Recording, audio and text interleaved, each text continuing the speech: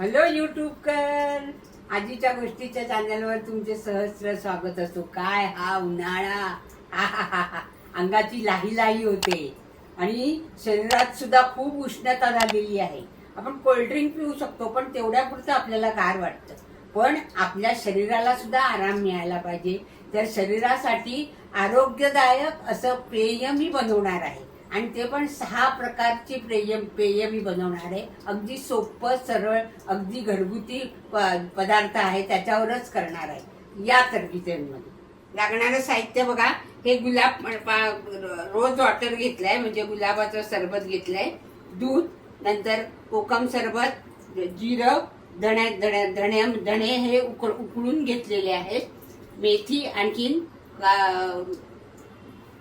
कोथिंबीर आणि पुदिना, नंतर काळे मनुका पण उष्णतेला चांगले असतात, धणे, नंतर ही मी पावडर करून घेतलेली आहे. ही पावडर, ह्या पावडरीचा पण मी पेय करणार आहे.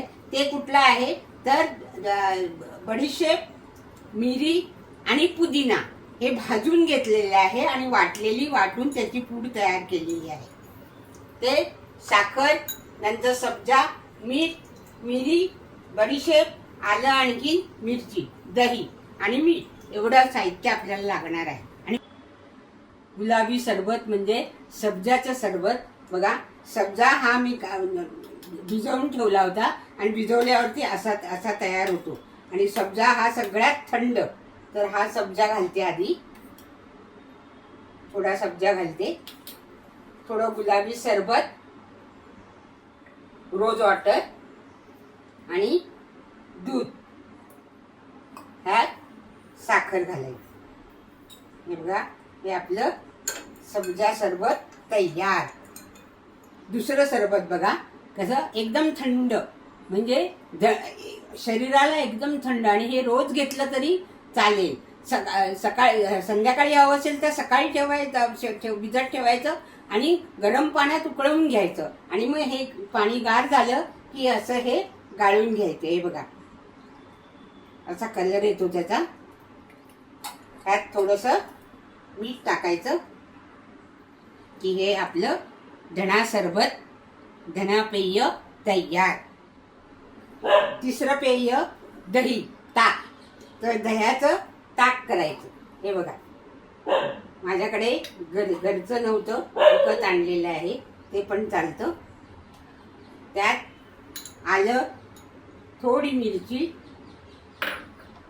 थोडी कोथिंबीर आणि थोडा पुदिना घालायचा आणि थोडं जिरं घालायचं. आणि हे मी वाटून आणते. थोडं जिरं घालायचं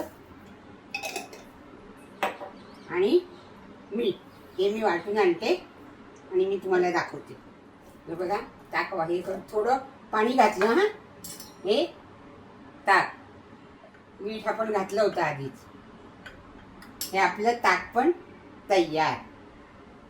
हे बघा, काळे मनुका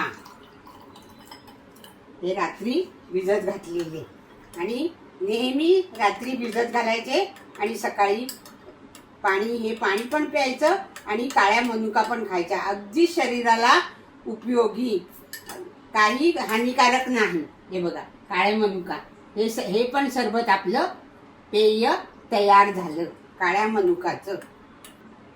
5वा प्रकार म्हणजे कोकम सरबत. हे बघा,